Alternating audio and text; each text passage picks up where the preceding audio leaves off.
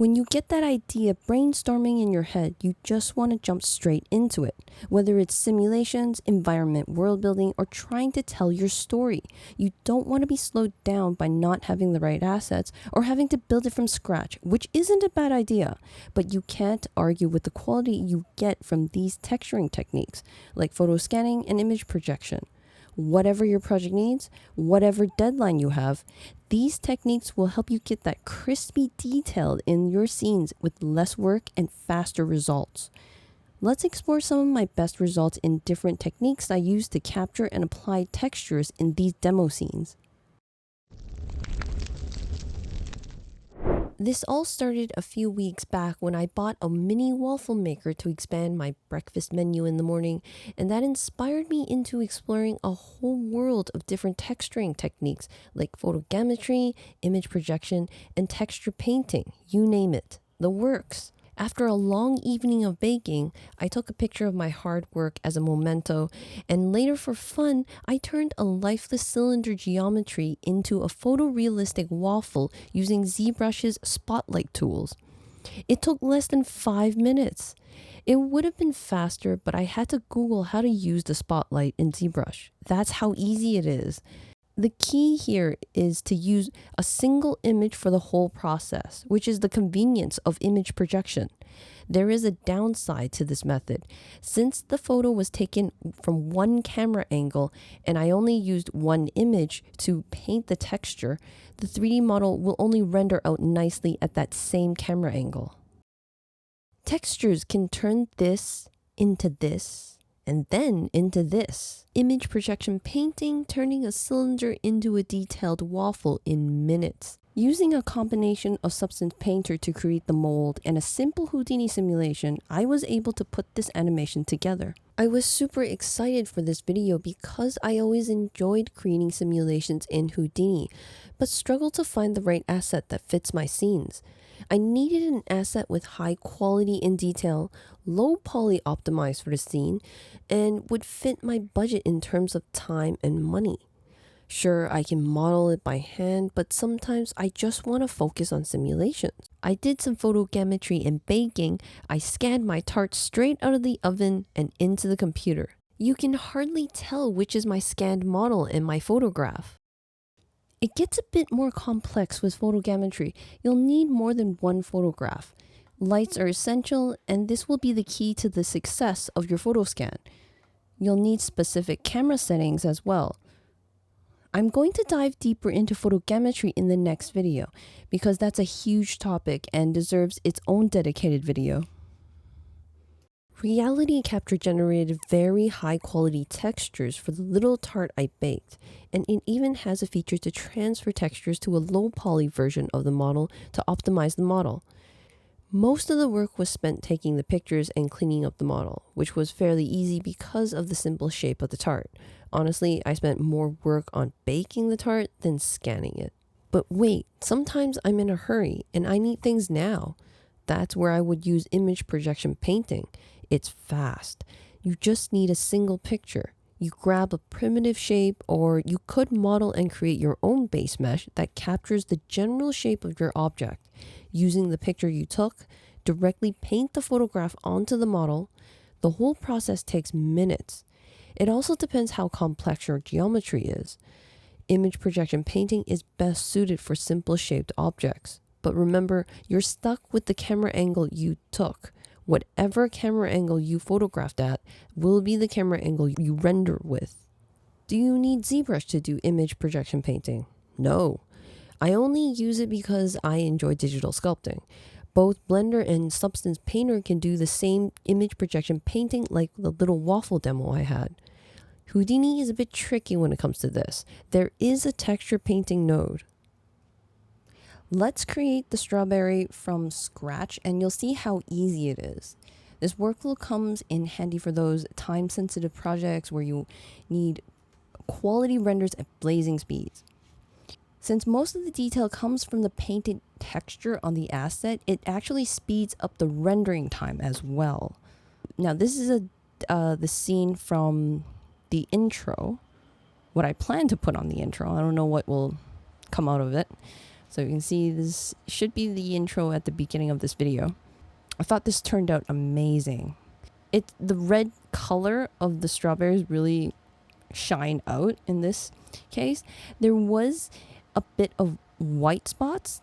If you saw the beginning of this video where I demoed how to paint the strawberry image, the photo image, onto the little base mesh in Substance Painter, I missed a few spots where the top of the strawberry, there's a bit of white just because I don't have anything to paint there. To fill the white spots, I created a red solid layer in order to blend and fill in all those white spots. Now it works well in this case just because I have a lot of strawberries. You can't tell one from another. I'm going to show you how to do that. Fix it with a bit of painting tricks in Substance Painter.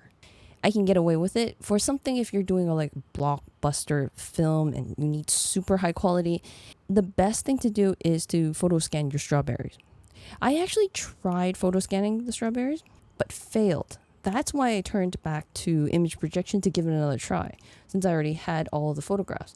So these were all the photographs that I had taken on my little turntable. It just failed in reality capture. I tried twice. I believe 116 images, only 6 of them, I believe, or 16 of them actually aligned. So the image alignment failed. My guess it's this reflectiveness. This one's okay, but you can see it starts to get really reflective in these areas, start to mess around with reality capture, and that's like in all the photos because the reflection is not static. It's sometimes here, it's over there, and then reality capture is like this light is moving everywhere. I don't know, I can't tell where the texture is, where it starts and where it begins, and it can't piece it together. There is a way to work around it in photogrammetry by using cross polarization, these special lenses you can put on top of your camera. But I have a really old camera and it's a point and shoot. It works well with photographs. Not too bad for a 7-year-old camera. There is another way, a second way. You can process these images further. So put this batch of images, all these images, and throw them into Lightroom. I think it was Darkroom, or there's a lot of open source applications that support batch image fixing. Sort of like it's Photoshop, but it's for a large group of images. That gets a little technical, and that's going to be for the next video where I dive deeper into photogrammetry. Now, with image projection painting, if you're using this method, remember to create a low poly version of your model. This is super important because it'll speed up the rendering process. That's the whole purpose of using image projection painting, because it's fast, it's easy, it works most of the time. It depends on the shape of your object. Now, this is the simulation, but I want to show you. So this is the strawberry UV. The polar UVing worked very nice. So you can see it's almost seamless. Like it's very nice. But this is super heavy. This is 43,368 points just for a single strawberry. We're going to have a lot more. Well, I'm going to have a lot more by putting it into an RBD simulation. So this is the purpose of putting it into digital form. This is the purpose. The purpose of getting it into a digital form is to plug it into Houdini so we can start on the simulations right away. We don't have to worry about where am I going to get the assets? Is it going to look good? Am I going to break the bank just to buy a $60 asset so I can use in my simulations? With image projection painting, you just need one photograph. It can't get simpler than that. I'm just going to show you. You've seen it at the beginning of this video. This is one strawberry. This is amazing. So this is just a dome light, but it's not all perfect. So this is the part where I'm painting it on Substance Painter and I'm missing that edge. So this is the photograph that I used to paint. So I can try to paint this onto this. So it's really taking the front and then repainting it over here because the strawberry texture is just repeated. But you can see that these little seeds, they're evenly spaced out. So you have to be careful in your painting. So you need another crafty skill in painting it. There are ways around it if you're doing simulations, you can just avoid that side. I mean, you might not always need the entire model. Here, poly reduce it. Okay, let me put this over here. So after I poly reduced it, it's only 1,115. I mean, I can go further, but I didn't want to ruin the shape of I didn't want to push my luck. Poly reducing it also helps the renderer in various tasks. It uses less resources on your PC. It frees up more RAM, and you're open for more resources on your PC for more things in your scene. And if the strawberry is small enough and insignificant enough in your scene, try to lower the size and resolution of your texture image. Now these files are pretty large. This is 11.7 megabytes, but you have multiple ones. Well, the height and metallic and normal is quite wasted because this is just a blank. There isn't any displacement on here. There's not much. I mean, because the simplicity of the shape of the strawberry makes it easy in this case. That's why I keep saying try to use image projection on simple shaped objects. Start off with that. If you can convert this is a photo, into a black and white gradient color, you can't just convert it based on luminosity, because these spots, these seeds, they're holes going in. So that should be darker. But if you convert this into black and white, this is going to be lighter. You can't just rely on the luminosity. You'll have to be a little smarter than that. You'll have to remap it. Remap the colors to black and white in a way that makes sense for your project. This will require multiple steps. It cannot be a one step. Okay, this color matched black and white. That color mapped that to black. That may not work well unless you have very simple colors on your object. So things to know about that. So let's get started with all that chit chat. Okay, let's start off with dropping down the geometry node. Now I'm going to start off with the sphere. I may need a bit more topology, but let's work with this for now. Drop down a soft transform node. I love sort of deforming geometry or creating new geometry with this node because it reminds me of the move brush in ZBrush, which is one of my favorite brushes. So what I'm going to do is pick a point, and I'm going to pick the bottom one because I want to pull it down. We're going to need a bit more. Okay, let's do it again. Let's do another one. I'm going to pick a point over here. That was just randomly picking a point. I just needed a point at the top to give it, because this looks way too circular. So I needed something to give it a bit of, irregularity in the shape. And I'm going to do it again. That looks pretty good. Okay, I'll do it one more time over here because it looks a little skewed right now. Okay, I'll need one more for the top. Okay, I think I'll need a bit more topology because, let's go like this. Let's subdivide it down here. I'm going to subdivide it here. Let's do it again. Now, the best thing about Houdini is that we can procedurally modify this in a non-destructive way. I mean, ZBrush has a bit of non-destructive workflow, but not on this level.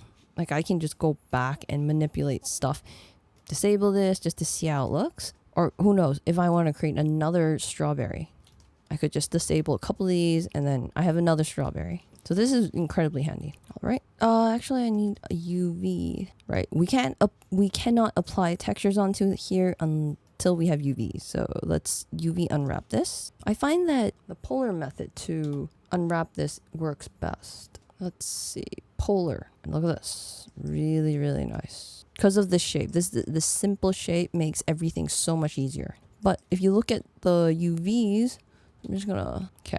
So there's a bit of UVs flowing out of the UV square, and Substance Painter will not like that. So what we're going to do is throw down a UV layout, and this will position everything within the bounds of this UV square, and this will make Substance Painter happy. And you could also drop down, you can create an attribute, use the attribute create node.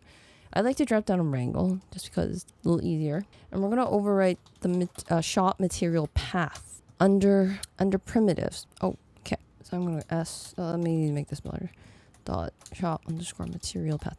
Essentially, this is creating a material slot. So this is will be whatever will transfer this material slot name to Substance Painter. But it really doesn't matter in this case because we only have one material, which is the skin of the strawberry. I don't even have the leaves on the strawberry because I didn't have the foresight to actually take pictures of the leaves close up, flattened down. After the photogrammetry failed, I just ate the strawberry and threw away the leaves. It wasn't until later on that night I thought, hey, what if I tried image projecting this? So we'll create a name anyways. Okay. Now I'm gonna throw down a FBX ROP node because I need to export this out. I have multiple copies, so I just need to put down rec for recording. You can put down any name you want. Okay, let's bring it into Substance Painter. Here, it's in the exports. So the one I did, it's this one. This to select our FBX, which is this one, load it in. Now what you need here is a PBR metallic roughness alpha. That's the one I usually use because I'm creating a PBR material. The alpha is not really necessary. You can choose one without the alpha. Choosing this template is not set in stone. It just defines the channels, sets up the channels for you in Substance Painter to work with. The channels being the color, the base color, the metallic channel, the roughness channel, those things. You can also add them later on while you're working on the project, so it doesn't really matter. Just this makes it a bit easier. What you do need to note is this section about the UV layout. Now, Substance Painter does support UDIMs. Now, we don't have a UDIM, so we don't have to care about that. We can actually just uncheck this.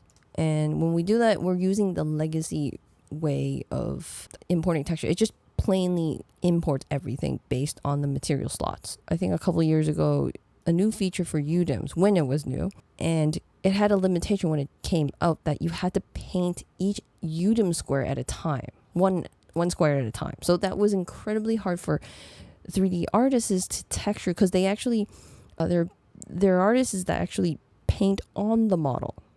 So those are the real gurus in painting those, like painting those wrinkles on a face, those facial wrinkles, or rocks, or you name it, like terrain painting even. Well, I wouldn't use terrain painting in here. Another thing to note is this document size, which will define the size of the texture, the resolution of your textures, which I mentioned just a bit earlier. If you're planning on using this image project model just behind the scenes, just a strawberry in a fruit bowl with a bunch of other stuff in your scene, you don't need that high of a resolution for your textures because it does add up and it slows down your renderer. However, like when I'm using it here, I'm using it as the main object, the hero object in my scene. It's the main focus. So I would need a higher resolution. I would go 4K just because I only have the one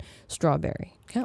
Over here is our texture. Sorry, is our UVs are over here. And I'm actually not going to look at that. So I'm going to F2 and then F2.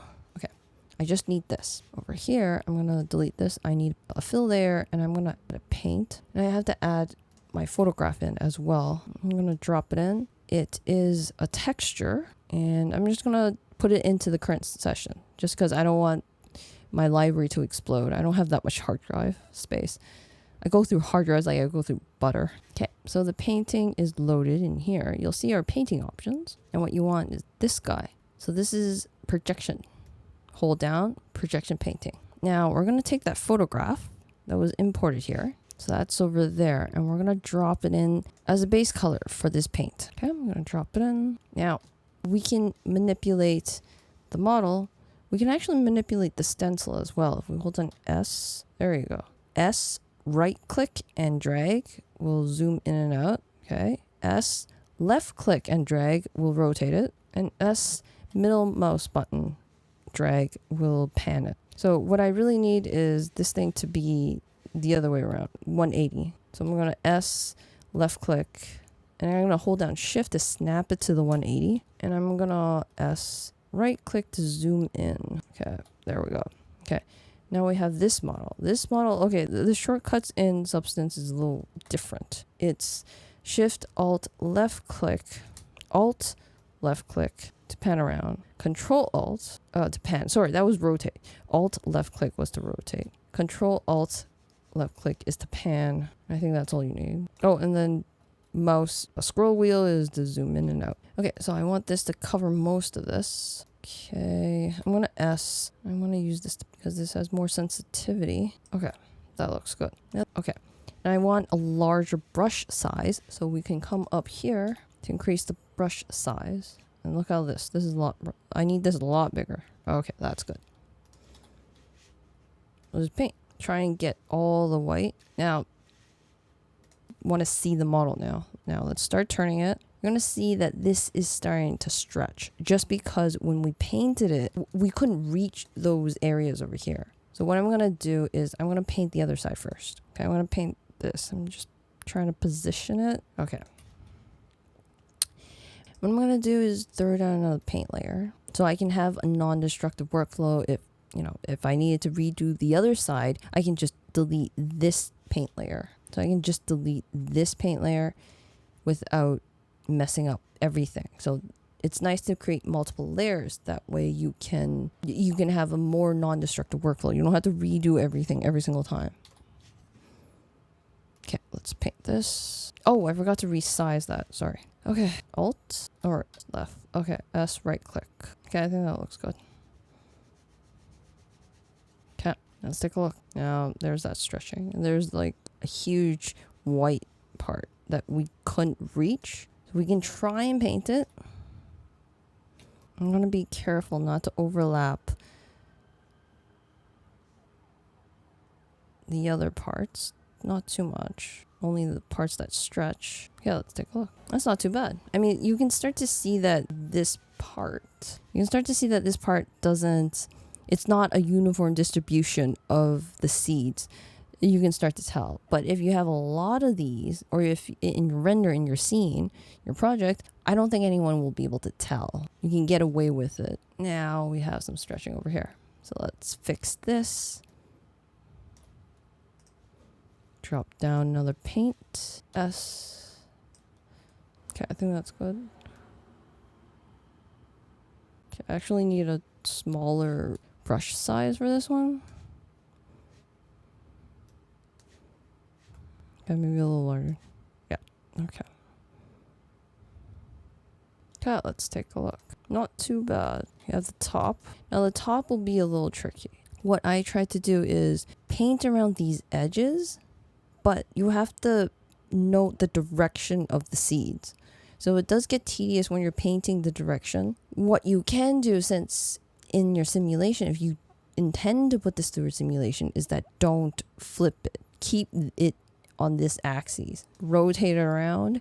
Alright, so I renamed this layer to image projection paint, and we're trying to get rid of this white spot. As I said, you could try carefully painting it, but I don't want to do that. So the easy way is to drop down a fill, drag it all the way to the bottom, and I'm gonna make this red. I'm gonna label this red solid. So over here, over here, I just need the color. So Alt click, left click, just color. That's all I need. We're gonna take the eyedropper. We're gonna click the eyedropper, and we're gonna pick a red, nice red spot over here. Okay, I need to rotate this. Oh, that's pretty good. And drag it all the way top because I want it nice and bright, and it's already in there. It looks not that great for this part. I mean, it's too bright. That's what I'm saying. It shows too much.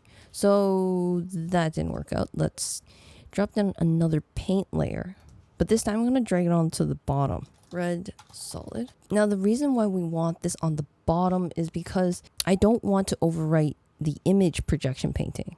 This is only here to paint the white spots, to get rid of these white spots. I'm gonna make this larger. Now let's grab the eyedropper. Let's grab something here-ish. Okay, I need something a little bit more red. That's pretty close. Over this part. That's not too bad. You can see that even if I'm painting over here, I won't get rid of that. That's good enough to hide it. I mean, I could go a little bit more red. I think it needs to be darker. Yeah, that's a bit better. We're getting close. Yeah, that's pretty close. Okay. Now on the bottom, we're gonna need a different color. So let's pick something close. Just paint it. Oh, that worked pretty good. Okay. Now we can actually preview this with Substance Painter's native rendering system, which uses iRay. You click this, go into it. iRay uses CPU, so that's not too bad. That's pretty good. Now click the little paintbrush to go back to editing mode. Now I'm going to export this. And what we want, now I created my own little template just because I have my handy little HD that automatically sets up the Karma materials for me, so I don't have to do it by hand. That was released to all the Perk members a while ago. So I'll put a link in the little card thing on YouTube thing. What it looks like, it's this, but my HD isn't perfect. It needs a little help from Substance Painter. It needs this specific file names are organized. So I go by the folder. That's how I detect all the channels of the textures, the base, the roughness, the metallic, and all that. I go by folder name. Now, what is the folder name, you might say? It will be that. That will be the folder name. So depending on how many material slots you have, because I have it set up here, so this will actually be the folder name. So 16 to get all that detailed in. I'm going to stick it in here. And I'm going to choose that template that I already had set up. Yep, that's the one. All right, export. Give it a second. Save. It's because my hard drives are slow. So saving the disk takes a while. Let's call this strawberry. All right, now back to Houdini. This is strawberry base mesh. We don't need this. Not now. Okay, I'm going to create another geometry node. This will be for render. Because we already have the base mesh over here. So it's this out. Here, object. What I need is the base mesh out. So it'll be this guy. Click this and accept. Now what we need to do is poly reduce this. Now we can keep going. So I'm going to go 50 until the shape starts to get really bad, then I'll stop. So let's go to 25. Yeah, I can still keep pushing it. Okay. 10. But it's starting to, yeah, the top is starting to get a little flat. So we can always jump here. See, has that little curve. We lost it. So let's go back up. So let's go 15. Yeah, it's a little flat. We lost that curve. So let's go 20. 25. Okay, I think we have that curve back. A little bit of it. I mean, you can keep going up. You can use the slider, in fact.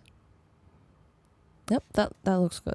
That has that curve. So 50 was the magic number. I mean, we started off really low poly as well. So we started off with 4,418 points. Now we ended up, after poly reducing it, 1,736. I would like to push this down a little lower. If you have a lot of these strawberries in your scene, pushing it down lower would be beneficial for freeing up some PC resources, but that's your taste. So to pull up my HDA, it's create material for Karma. I think I'm on the 6th version now. I like to make my HDAs red. Now here, this makes it so much more handy. I use this a lot because I have a lot of textures. Let's pick that texture folder, the one where we exported everything, all the textures from Substance Painter. Now that was an asset, strawberry, here. So don't go lower than this. Well, actually you could. Yeah, textures. Don't go lower like this. This is the base. Now it doesn't make sense because we only have one material slot, but if you have multiple material slots, you're going to have like strawberry leaves, strawberry skin, strawberry seeds, or whatever. It will have multiple material slots. I rely on those subfolders to populate the menu system in the drop-down box. So textures, accept, and you'll see what I mean here. Textures. Actually, that should say strawberry. I'm not sure why. Textures here. Accept. Okay. There you go. Strawberries. It pulled down the material slot name because those are the subfolder names as well. Now, what would I like to call the material name in Karma? What will be set up in Solaris? So I'm just going to call it strawberries. It doesn't make sense in this case just because we only have one material slot. This, I'm going to pick everything. And the height, we don't have anything, so I'll just put it really, really small. Otherwise, it'll blow up. Okay, hit the create button, and it'll create the LOP net for us. So if we go back up, it'll bring you into it as well. It creates the LOP net for you. Now what I did forget though, it uses this name. It uses the last attached node as the name that you're going to import into Solaris. I forgot to put down a null. So let me do that. Null. And since we've been calling everything strawberries, let's just call it strawberry. I'm going to delete this because it'll just create another one. Okay, let's create another one. It brings us into it. You'll have a little output saying strawberry material created. It brings you right into material library. So you want to jump out of it. Go back up. It bunches everything up, but press L while your mouse is hovering over the Solaris network, and it'll align it nicely. And you can see that it automatically sets up this for you. So if we look into the material library, into here, it sets this up. And again, this is bunched up. Press L and aligns. All this is set up. So it's just really saving the time from setting this up, which is really tedious when you have multiple material slots. That's why I made that HDA. It sets up a dome light, and yep, everything default. So let's just render. Now this looks really glowy, like there's a coating here. It's because of the specular. It defaults. The HDA doesn't fill in the specular for you. It just uses the default, which is 1, which is full. Not great. Come in here into the material library of your PBR. So what we want, select this, the MTL. Here, let me specular. Bring this down. I think, yeah, there you go. See, that starts to really shine now. This parameter defaults to 1, and my HD doesn't overwrite it because there's nothing, it doesn't know what to overwrite it with. So it just leaves it at default. Okay, and that's how you get it in here. And I think we did a pretty good job painting the top. I mean, if you look at it like this directly, it'll look pretty bad. So it's really angle based with it's playing around with the camera angle. So this doesn't look the best just because you can see these areas, these overlapping areas. It's not the best, especially the bottom. That it gets really weird then. But the best shot is the front face angles where we painted, where we did all the painting all at once, like these angles and the flip angle. This looks beautiful. It even got that little, this part, which is really hard to paint by hand. But unfortunately, we got part of the seam because as we were painting this side, we kind of clipped it over here. And there's probably a UV seam here too. It's probably at the edge of the UV. But overall, if we zoom out, if this was an asset in your project like that, that looks beautiful. And it's really fast. You can see how fast it's rendering in Karma right now. If I move it, it renders really quickly. Well, this is really small. Okay, let me zoom in all the way in. This is rendering super fast because everything's driven from the texture. And of course, this is pretty low poly. And this is a single strawberry too. Thanks for watching and sticking to the end.